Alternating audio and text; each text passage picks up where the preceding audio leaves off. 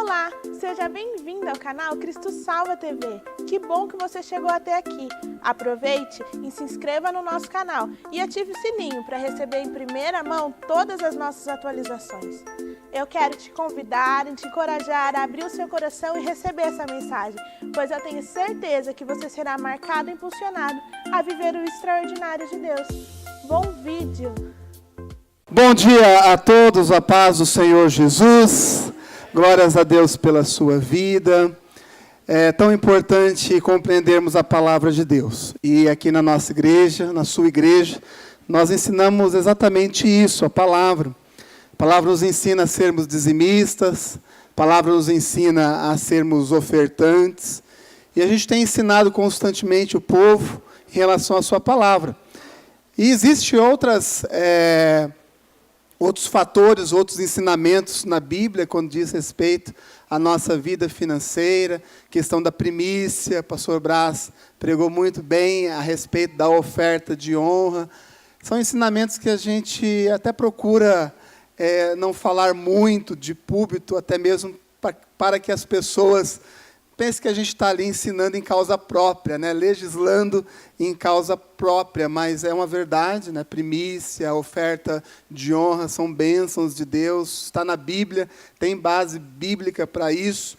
E eu sempre conto testemunho de um dia que eu estava pregando a palavra aqui. Eu não trabalhava em tempo integral aqui na igreja ainda, tinha um trabalho secular, ganhava bem, não estava passando por nenhum problema financeiro, como não estou hoje, graças a Deus por isso. E eu terminei de pregar aqui a palavra, veio um irmão, né, e falou: pastor, uma oferta para o senhor. E abriu minha mão e colocou um valor. E eu olhei aquele valor, e não pelo valor, mas porque eu conhecia a situação que aquela família estava passando. Sabia que existia ali uma dificuldade muito grande, até mesmo de ter recurso para poder vir para a igreja. E quando eu olhei aquele valor, eu falei: meu Deus, eu vou devolver. E foi exatamente isso que Deus falou comigo, que a bênção não era exatamente para a minha família, mas a bênção era para aquela família.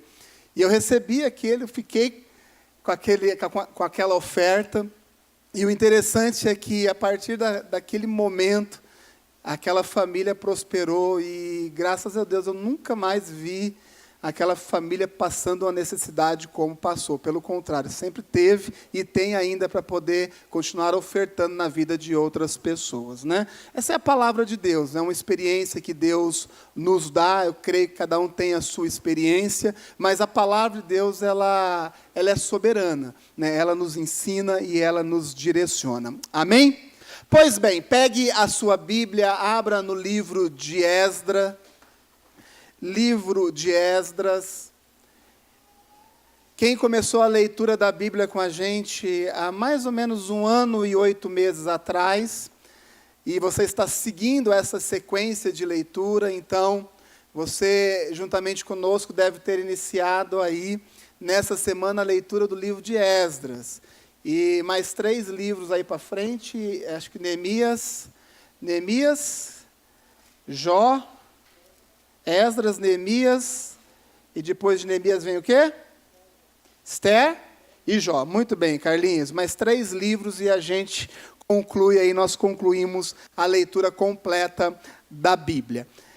Esdras, capítulo de número 4, antes mesmo de fazermos a leitura, eu quero dar o tema dessa mensagem. O tema dessa mensagem é reconstrução. E para você que é um pouco mais espiritual, restauração ou reconstrução. Nessa manhã, essa palavra, creio, ser direcionada para aquelas pessoas, homens e mulheres, que humildemente olham para a sua vida, analisam a sua vida e reconhecem que existem áreas a serem restauradas, existem áreas a serem reconstruídas, e isso, obviamente, exige de nós uma percepção em relação à nossa vida, mas também exige de nós uma sensibilidade espiritual muito grande, exige de nós uma humildade, porque muitas pessoas, mesmo tendo diversas áreas da sua vida, destruídas, não reconhecem que precisam de restauração, que precisam de reconstrução.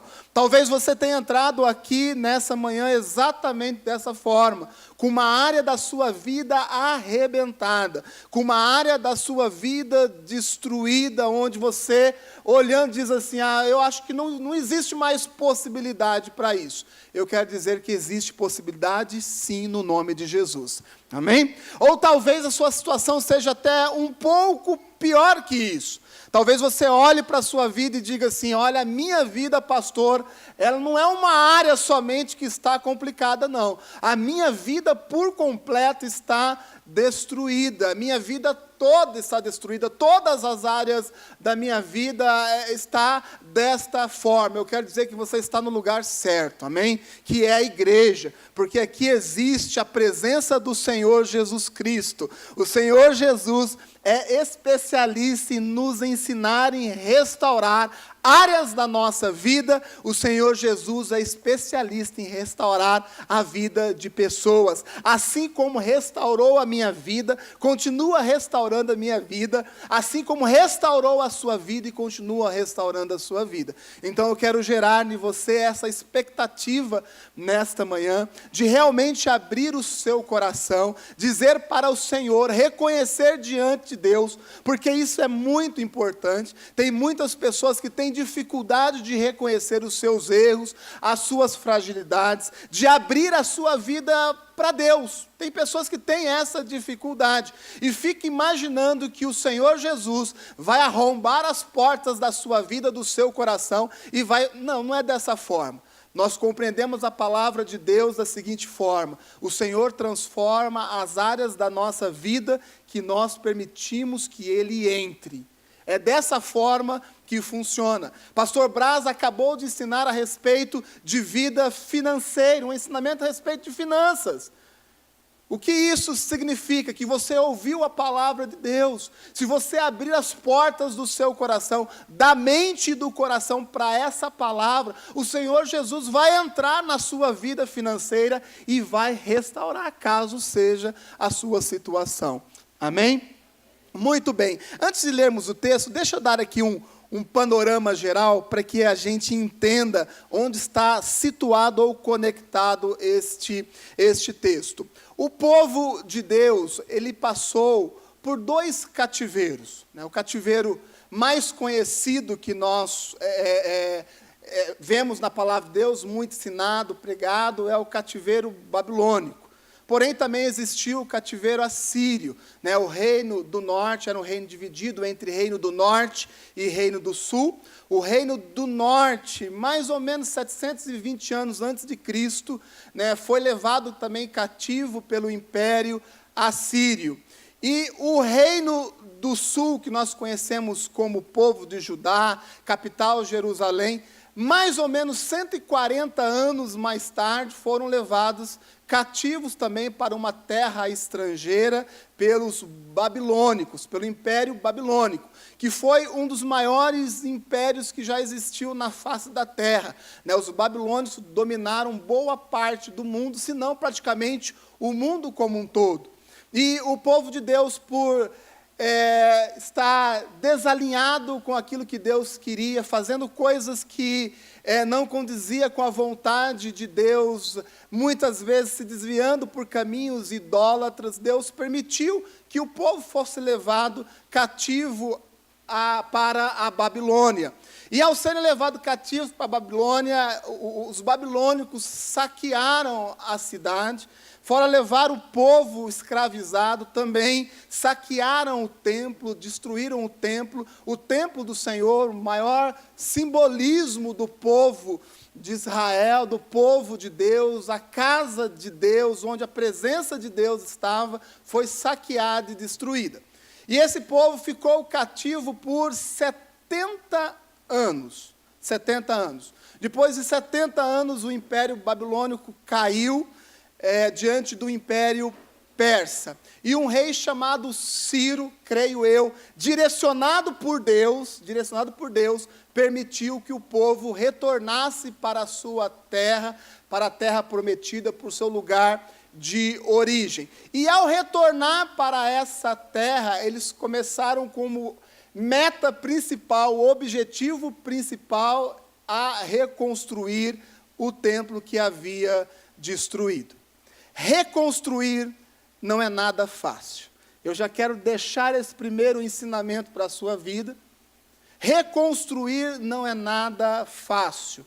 Eu não sei se você já teve a experiência de começar a construir algo e não conseguir continuar aquilo, e se passa muito tempo, você acaba perdendo e você tem que arrancar tudo aquilo que existe ali para fazer novamente. Eu não sei se você já teve essa triste experiência, ou já viu isso acontecer com alguém, ou na sua cidade, no seu bairro, em algum lugar. É muito complicado. Reconstruir não é nada fácil. Já fazendo um paralelo com essa reconstrução, embora seja uma reconstrução física, envolve também a questão espiritual, porque o que estava sendo reconstruído não era somente um prédio, mas era a própria habitação de Deus naquele período na terra.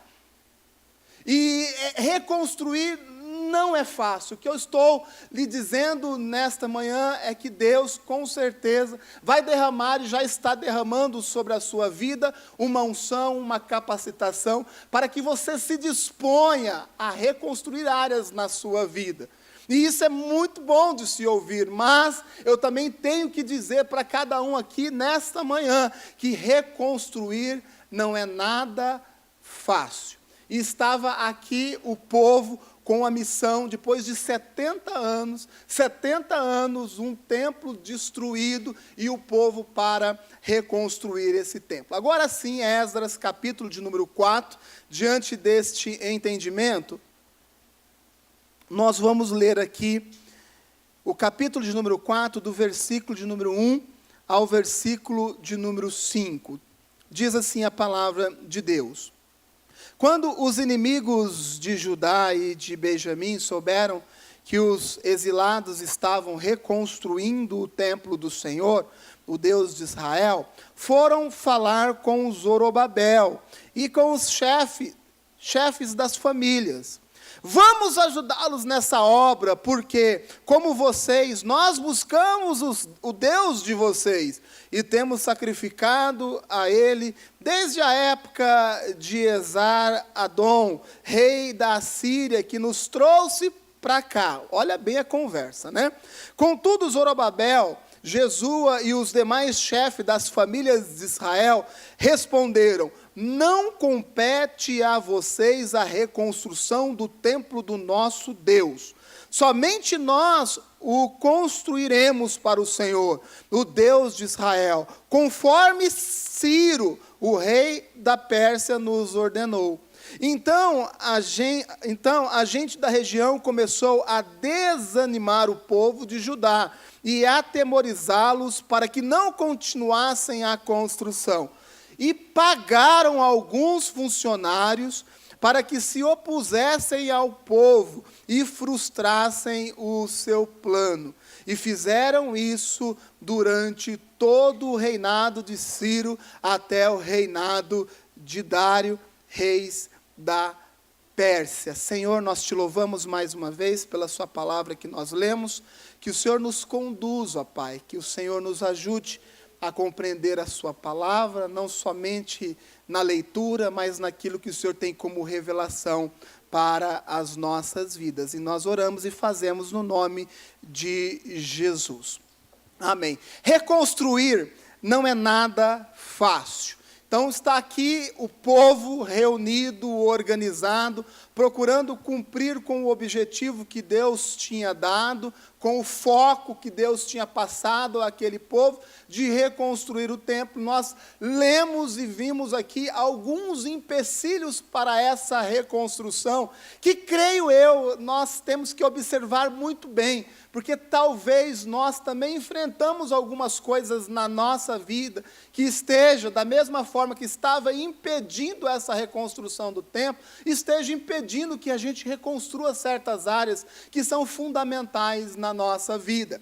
Primeiro ponto, eu já falei que reconstruir não é fácil, mas é possível. Reconstruir não é fácil, mas é possível. E eu estou insistindo nisso, para falar diretamente ao coração daqueles que já desistiram de alguma coisa na sua vida, porque se decepcionaram muito. Estou falando diretamente àquelas pessoas que tiveram áreas da sua vida entulhada, que tiveram grandes decepções, e pode ser em qualquer área da vida. Talvez pode ser na área financeira. Talvez a sua vida precisa ser reconstruída nessa questão financeira. Às vezes nem é questão de fazer uma reforminha, de construir uma coluninha a mais, abrir uma porta a mais. Às vezes não é questão de passar uma tinta. Às vezes a necessidade é exatamente essa, de ser reconstruído.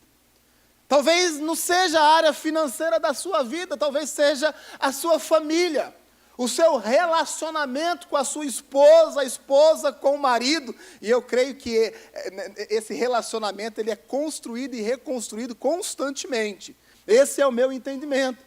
Mas talvez você tenha entrado aqui nesta manhã exatamente com esse pensamento. O meu relacionamento em casa está destruído. Talvez nem em casa você esteja mais. Talvez seja essa a sua situação. Mas eu quero dizer que, embora possa haver muita destruição nessa área da sua vida, Deus é um Deus do impossível e Deus é especialista em promover reconstruções na nossa vida. Amém? Deus é especialista. Eu quero aumentar a sua fé, que você permita que o Espírito Santo de Deus aumente a sua fé, que você volte a crer, que você volte a acreditar, porque impedimento sempre vai existir. Estava aqui o povo reconstruindo, trabalhando pesado, e aí veio os inimigos com uma historinha. E a historinha é assim: olha, a gente partilha do mesmo Deus. Mentira. Tira. Toma cuidado com esse negócio meio ecumênico da vida aí, viu, gente? Deus é Deus. Deus está em todo lugar. A gente ama Deus. Toma muito cuidado com esse tipo de coisa. Porque essas questões ecumênicas têm entrado muito dentro da igreja. Isso tem nos preocupado muito. Gente, o que é de Deus é de Deus. O que não é de Deus não é de Deus. É do diabo. E é dessa forma que funciona, e a Bíblia nos ensina exatamente dessa forma. E estavam ali os inimigos dizendo assim: nós partilhamos do mesmo Deus. Deixa a gente ajudar também. Mas o povo estava muito firme, dizendo assim: não, esse trabalho aqui, esse negócio aqui, quem tem que fazer somos nós. Isso não é de responsabilidade de vocês. Isso é uma missão que Deus nos deu. A missão de reconstruir foi dada por Deus para as nossas vidas. E daí nós conseguimos tirar um outro ensinamento extremamente importante, que nós não podemos passar certas responsabilidades da nossa vida para outras pessoas. Talvez você tenha lutado para consertar e acertar muitas áreas da sua vida e não tenha obtido sucesso. Sabe por quê? Porque talvez você tenha passado essa responsabilidade para outras pessoas. Talvez não seja diretamente, às vezes é indiretamente, às vezes é de uma forma muito sutil. Tem coisas que são de nossa responsabilidade, que nós temos que fazer. Não é a responsabilidade do meu irmão, não é a responsabilidade do meu líder, não é a responsabilidade do meu pastor. Todos têm uma responsabilidade paralela de ajudar, de conduzir, de aconselhar. E todos os aconselhamentos que eu faço, eu sempre faço questão de dizer: olha, esse é o meu conselho. Eu estou dizendo, siga por este caminho aqui. Mas quem tem que caminhar esse caminho é você. Eu estou aqui para ajudar. Todas as vezes que você desviar desse caminho, espera aí, não é a linha, realinha. Está errado. Essa é a nossa responsabilidade. Porém, muitas pessoas pegam essa responsabilidade e jogam para o outro fazer. E ao passar essa responsabilidade, se distancia ou sai fora do projeto de Deus. Fica longe, distante daquilo que Deus quer fazer na sua vida. Porque, meu irmão, por mais que as pessoas a nível externo nos ajudem, devem ajudar mesmo, é muito diferente quando nós assumimos a responsabilidade da nossa vida. Nós chegamos diante de Deus e falamos assim, Deus está assim, desse jeito. A minha vida está desse jeito. E às vezes está desse jeito por culpa nossa. Às vezes nem é tanto culpa nossa assim mesmo, é culpa de outra pessoa, de uma situação, de uma circunstância. Mas a minha vida está desse jeito, Senhor. Eu preciso reconstruir isso. E quando nós assumimos isso diante de Deus, Deus nos capacita. Deus nos capacita. Meu irmão, a solução para a sua vida financeira não está naquele empréstimo do banco lá. Pelo contrário, a destruição completa da sua vida financeira está no empréstimo do banco. Às vezes fala assim, não, mas se o meu gerente soltar o birubiru, o dinheiro, e aí a gente joga a responsabilidade da nossa vida financeira lá no gerente do banco, que está pouco se importando com você. E aí não sai. Aí você fala, olha, eu estou assim por causa daquilo. E não é por causa daquilo. E nós deixamos de assumir as responsabilidades da nossa vida. Olha, a minha família está destruída, sabe por quê? É por causa do outro. Porque se o outro tivesse feito assim, tivesse falado dessa forma, e nós vamos jogando as responsabilidades daquilo que Deus colocou para que nós fizéssemos. E o que nós mais vemos hoje em dia é exatamente isso.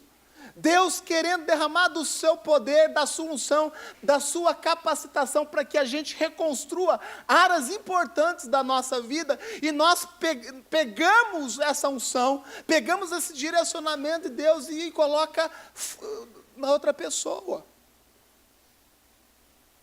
E ao transferirmos as responsabilidades, com certeza nós fugimos daquilo que Deus tem como direção para a nossa vida. O povo estava muito firme aqui.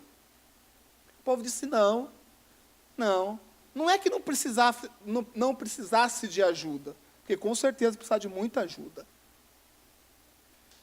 Mas é porque era da responsabilidade deles. Tem coisas, meu irmão, que é de nossa responsabilidade. Não jogue essa responsabilidade para outras pessoas. Aceite toda a orientação de um líder, de um homem de Deus, de pessoas que professam a mesma fé, que caminham junto contigo, que sofrem junto contigo, que dá risada junto contigo, isso é muito importante. Mas aquilo que nós temos que fazer, nós temos que fazer. Amém? Aquilo que é de nossa responsabilidade, nós temos que fazer. E uma outra coisa que a gente tem que tomar muito cuidado é com os infiltrados. Porque não dando por esse lado, astutamente eles começaram a contratar o quê? Profissionais. E colocou junto para poder trabalhar. E esses profissionais começavam a falar, a contrariar, a levar o pensamento do povo para outro lugar. Meu irmão, nós temos que sermos muito astutos neste sentido. Nós temos que tomar muito cuidado, porque tem muitas coisas que se infiltram na nossa vida. Autoajuda, o pensamento positivo, a própria filosofia e tantas outras coisas que sutilmente vão entrando na nossa vida. E aí vai distorcendo os nossos pensamentos e vai nos tirando do curso daquilo que Deus quer para nós. São coisas muito sutis. Tome cuidado, porque às vezes são pessoas próximas da gente. Às vezes pessoas que nos amam até, mas que ao invés de serem mãos de Deus, serem bênçãos de Deus para a nossa vida, muitas vezes faz papel de infiltrados na vida. E o diabo acaba usando. E nós vamos trazendo isso, vamos permitindo que essas coisas entrem na nossa vida. E daqui a pouco a nossa cabeça está toda bagunçada e a gente já não consegue mais discernir qual é a voz correta e nem conseguimos mais discernir a voz de Deus. Por quê? Porque a gente permite que muitas coisas cheguem até o nosso ouvido e pior do que isso, desça no nosso coração. Meu irmão, essa igreja aqui tem líderes de excelência, amém? Amém? Líderes de excelência. Homens e mulheres que pastoreiam, muitas vezes sem ter o título de pastor, de pastoreio, cuida.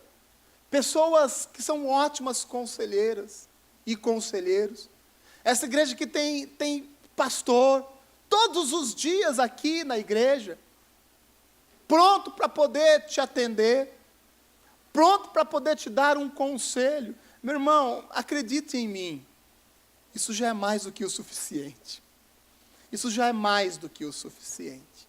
Você não precisa encostar num amigo lá do seu trabalho, que talvez nem a mesma fé tenha, que você tem, ele tenha.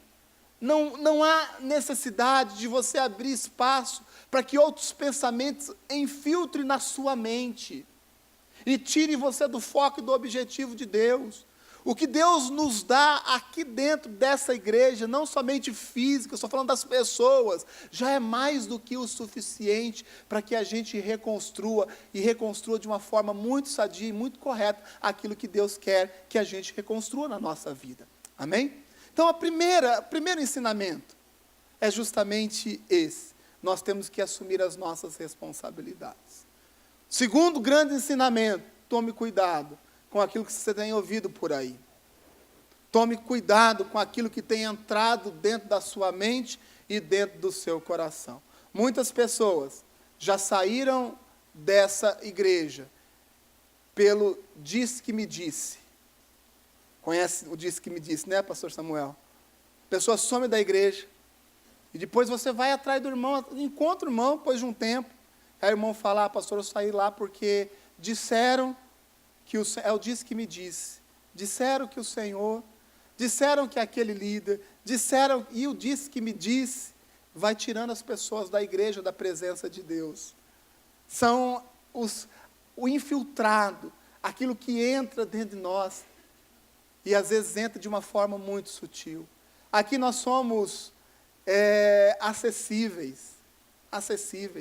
Aqui não tem pastor popstar, não. Tem, a gente é tudo comedor de arroz e feijão. E nós estamos aqui disponíveis exatamente para isso. Não permita que esses ruídos do mundo, que esses ruídos seculares entrem na sua vida, porque se isso entrar na sua vida, meu irmão, você vai ficar muito confuso. Muito confuso. Você não vai saber se você vai pela direita ou se você vai pela esquerda. E esses ruídos vêm na nossa vida muitas vezes com mentira. E foi exatamente isso que aconteceu aqui. Vamos ler mais um pouquinho, a partir do versículo de número 6. No início do reinado de Xerxes, né, ou Assuero, depende da sua versão aí, capítulo de número 4, versículo de número 6. No início do reinado de Xerxes, apresentaram-se uma acusação contra o povo de Judá e de Jerusalém. E nos dias de Artaxerxes, rei da Pérsia, Bislão, Mitredade, Tabeel e o restante dos seus companheiros escreveram uma carta a Artaxerxes, ao imperador, ao rei. A carta foi escrita em aramaico, com caracteres em aramaico também. O comandante Reum e o secretário Cinzal escreveu uma carta contra Jerusalém ao rei Artaxerxes. A gente poderia continuar lendo aqui, mas só para você entender. E ali eles escreveram uma carta, e eles colocaram na mente do imperador que o povo estava reconstruindo o templo, e ao reconstruir esse templo, eles iam voltar a ser uma nação muito forte, e essa é a realidade, e fizeram com que o imperador pensasse exatamente dessa forma, que ia perder a autoridade e o poder em relação àquele espaço de terra. E no versículo de número 24, o último do capítulo número 4, diz assim: assim a obra do templo de Deus em Jerusalém foi interrompida, e ficou parada até o 2º ano do reinado de Dário, o rei da Pérsia. E agora a obra estava paralisada. Por quê? Por causa de mentiras. Então, tudo que vem na nossa vida, meu irmão, você tem que peneirar muito bem. Muito bem. Sabe por quê? Porque talvez você também paralise ou paralisou muitas vezes aquilo que Deus estava reconstruindo na sua vida por causa de mentira. Deu ouvidos à mentira. E quando nós damos ouvidos à mentira, a nossa vida paralisa. E paralisar ainda é bom. Muitos regridem na sua fé por causa disso, exatamente por causa disso. Deus tem feito uma obra, Deus tem construído, a pessoa se converte, vem aqui na igreja, começa a aprender da palavra, é matriculado aqui na escola de líderes, está crescendo, tem a sua cela, daqui a pouco alguém infiltrado lança uma mentira no ouvido da pessoa, e a pessoa aceita isso. Aceita isso. Meu irmão, e às vezes você fala assim, isso é muito difícil acontecer. Não é.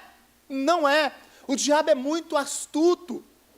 E ao dar ouvidos a essa mentira, sabe o que acontece? Acaba se desviando. Aquilo que Deus está reconstruindo, construindo na vida da pessoa, vai à ruína novamente.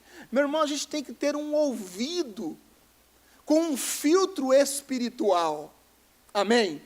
Um ouvido com filtro espiritual, não só para os relacionamentos dentro da igreja, mas também para os nossos relacionamentos lá dentro da nossa casa. Porque tem muitas pessoas que não têm um filtro espiritual nos seus ouvidos. E se você não tiver esse filtro, essa sensibilidade, é muito difícil os relacionamentos, porque qualquer coisa que a sua esposa fala, e nem tudo que a nossa esposa fala, a gente gosta. Não é assim, homens? Mas nem tudo que o homem fala, a mulher gosta. Não é assim? Não é desse jeito? E eu digo, isso não é uma vez ou outra. Às vezes é diariamente. Ou é só na minha casa, lá. É só na minha casa que isso acontece. Então, temos que aprender a ter um filtro espiritual nos nossos ouvidos. Muitas famílias acabam, gente, sabe, por causa exatamente disso, são destruídas exatamente por causa disso, porque não colocam um filtro espiritual nos seus ouvidos. E não é neste ouvido aqui, não, é no ouvido do coração, porque faz muita diferença. Às vezes por uma frase que não foi uma frase bem falada, e às vezes sai da nossa boca uma frase que não é uma boa frase, uma colocação que não é uma boa colocação, ou até mesmo, às vezes, uma atitude que não é uma boa atitude. E nós acabamos por condenar algo que Deus tem construído tão bonito na nossa vida, por não termos essa sensibilidade e esse filtro. Tudo tem que passar por um filtro. Amém? Inclusive, essa palavra que eu estou ministrando aqui. Que você compreenda com a sua mente, que você raciocine, que você pense e fala assim, peraí, isso faz sentido, eu sei que eu tenho que assumir as responsabilidades na minha vida, isso faz sentido, tenho que tomar cuidado, porque eu sei que a minha vida está assim, porque eu deixei que muitas pessoas entrassem e falassem coisas, eu acreditei nisso. Então, essa palavra também passa por esse filtro, e se não existir, não vai ter uma igreja que vai servir para a gente.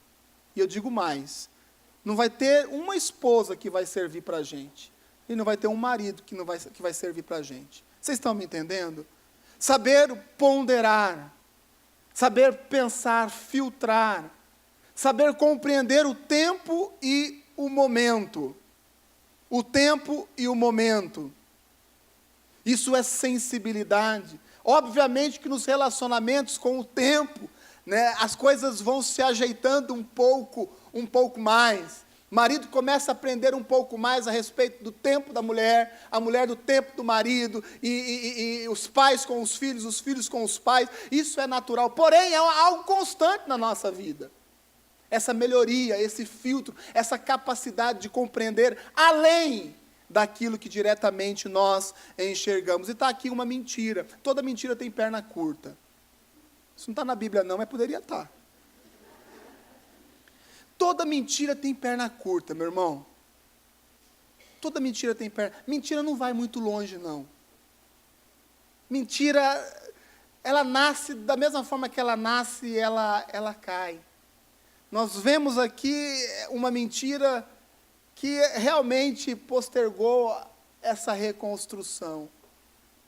Mas toda mentira cai. A Bíblia nos diz que não fica nada encoberto debaixo desses céus. E eu gosto muito da expressão do apóstolo Paulo, lá em Romanos, no capítulo número 2, que ele diz assim, um dia, estou parafraseando, um dia, o coração de todos os homens e mulheres, serão cortados, abertos. E ali vai ser exposto aquilo que nós temos dentro do nosso coração. Meu irmão, mentira tem perna curta. Fica muito, muito tranquilo quanto a isso. Ah, pastor, estão falando calúnias ao meu respeito. Meu irmão, tem perna curta. Isso não prospera sobre a sua vida. Não perca o seu sono com isso, não. Não perca o foco daquilo que Deus tem feito na sua vida, por causa desse tipo de coisa. Muitas pessoas ficam paralisadas na sua vida por causa disso. E às vezes as mentiras, elas nos paralisam mesmo. Ah, você não consegue ministrar numa célula. Ah, você não consegue fazer um discipulado. E se não tomarmos cuidado, isso entra dentro da gente. Isso fica remoendo na nossa mente. Eu não sou capaz, eu não posso. Eu já contei aqui, não sei se foi aqui no culto. Eu gosto de altura. Na verdade, eu morro de medo de altura. Gosto. Não é minha praia. Jamais seria paraquedista. Não gosto. Mas surgem certas necessidades. Né? E o nosso, não sei quem planejou o nosso templo lá, né? Fez com 12 metros de altura, né? E de vez em quando tem que pendurar a caixa, porque o Lu, ele não sossega. Você pendura a caixa, desce a caixa, sobe caixa, desce caixa, né? Não sossega, tem que pendurar. E às vezes a gente tem que encarar. E às vezes esses medos que nós temos, eles são vencidos exatamente dessa forma. Porque às vezes o medo vem com a mentira. Alguém lançou uma mentira para você e você acreditou.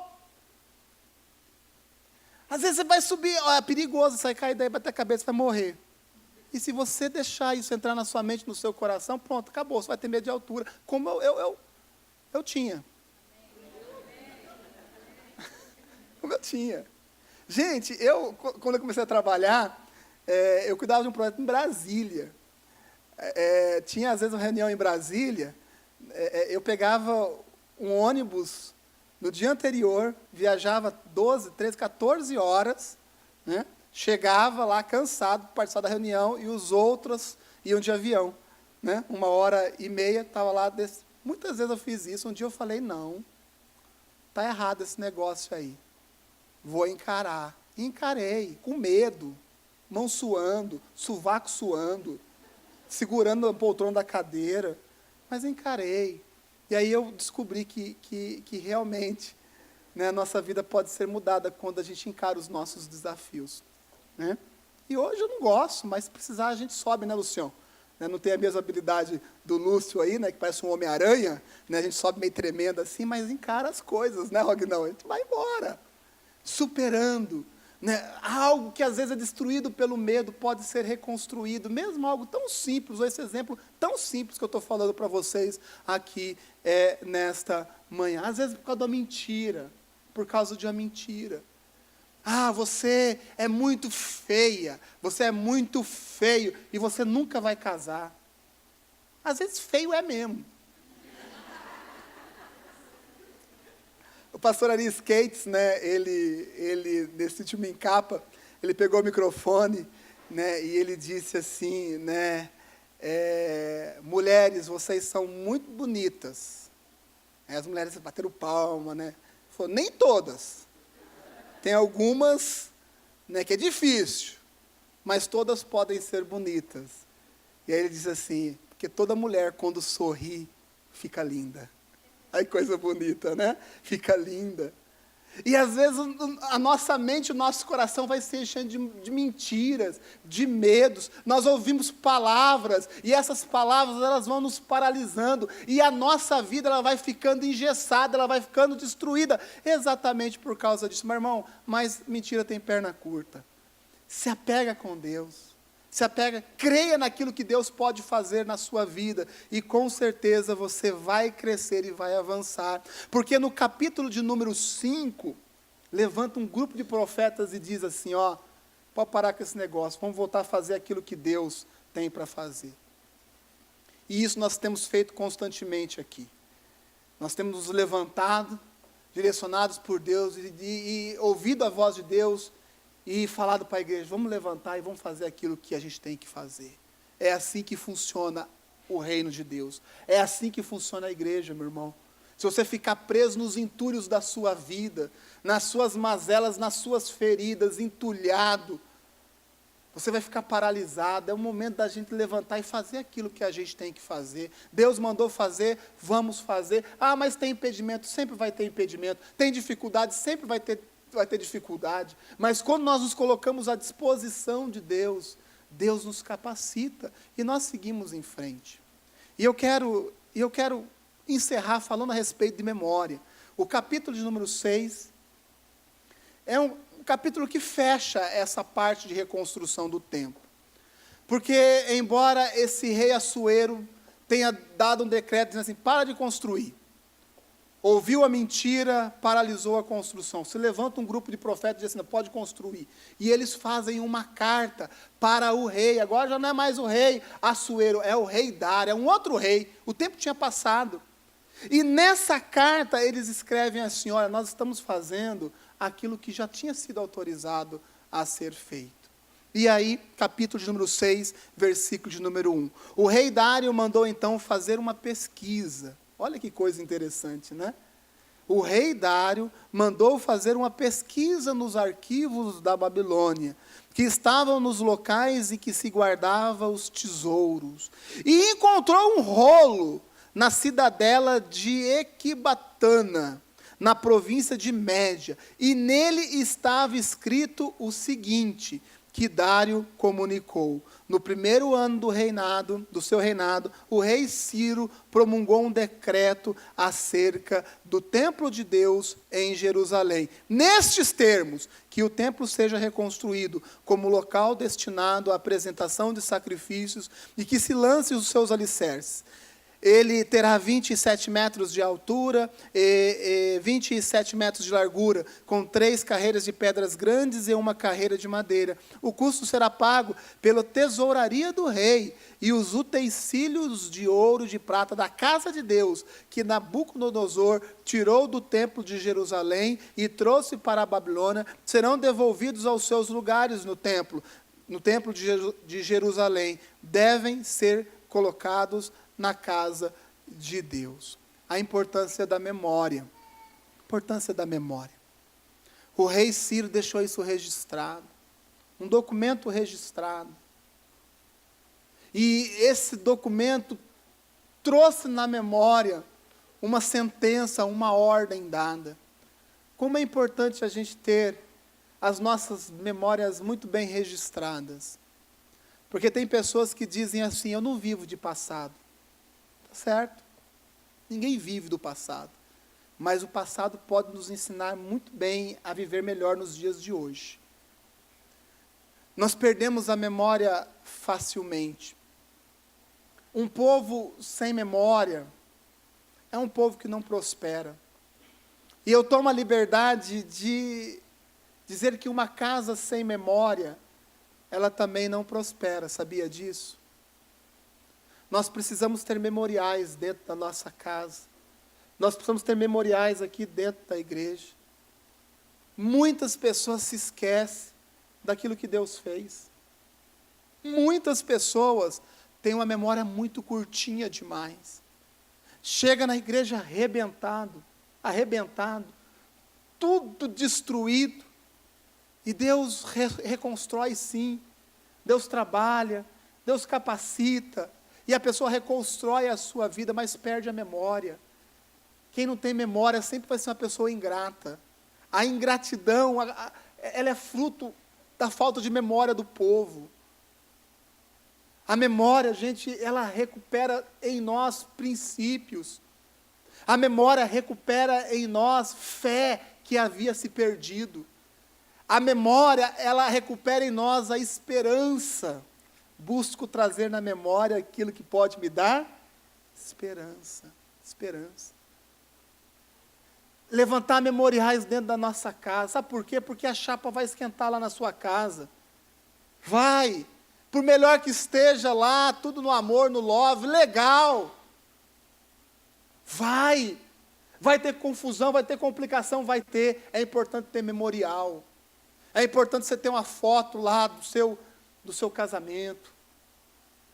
Porque quando a chapa estiver esquentando ali, você recupera na memória, né, aquele dia, né, que o pastor Vilela com o bigodão estava te abençoando. Na memória, tira uma foto dos seus discípulos, coloque lá. Porque quando você quiser estrangular um, você vai se lembrar daquele dia. Nem sempre as coisas foram desse jeito. Espera aí, as coisas direcionadas, criadas por Deus, não foi feito para ser desse jeito, não. E nós vamos recuperando na memória. Às vezes o filho está dando problema, é complicado demais, você está prestes a desistir. Vai lá olhar a foto de quando ele nasceu. Da alegria. Eu me lembro até hoje, quando a Ada deu a notícia, estava grávida da Chloe. Lembro até o lugar que nós estávamos, dentro do carro. A notícia que estava grávida do Pedro. Tem fotinha das caras gordas, né? Nem cabia no retrato direito, quando nasceu. Está lá em casa. Às vezes dá trabalho, dá trabalho. Às vezes fala assim, meu Deus, mas quando você tem memória, quando você recupera, traz isso na sua memória, você compreende que aquilo é um momento e que aquilo vai ser superado, que Deus derrama coisas boas na nossa vida e a gente precisa aprender a superar as coisas que são adversas e trazer sempre na memória essas coisas boas. Muitos casamentos terminam, não pelo contexto da história como um todo, mas pelo contexto da última semana, pelo contexto do último mês, pelo contexto do bimestre, ou pelo contexto daquilo que aconteceu em 2018. 2018, 20 anos de casado, mas 2018, então, sem memória,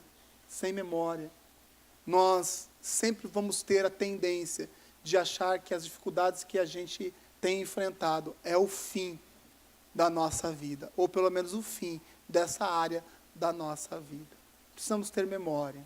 A pessoa chega na igreja, chega arrebentada, e Deus permite que a gente cuide.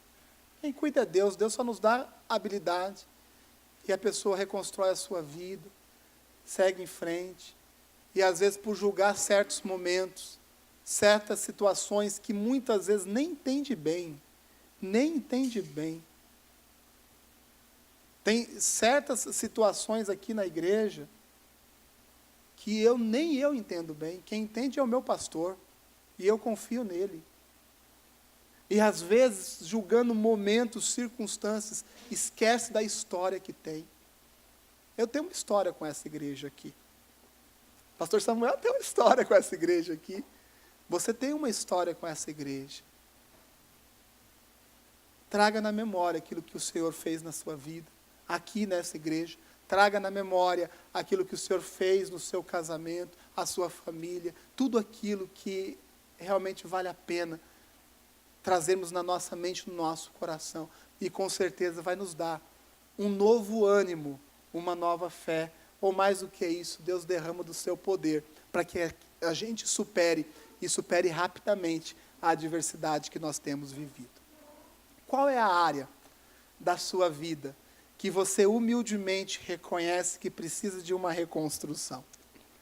Qual é a área da sua vida que você, diante da sua simplicidade, porque essa palavra é para aqueles que são simples e humildes, não é para aquele que bate no peito e fala assim, olha, eu não preciso de nada não, eu preciso de tantas coisas na minha vida e reconheço aqui.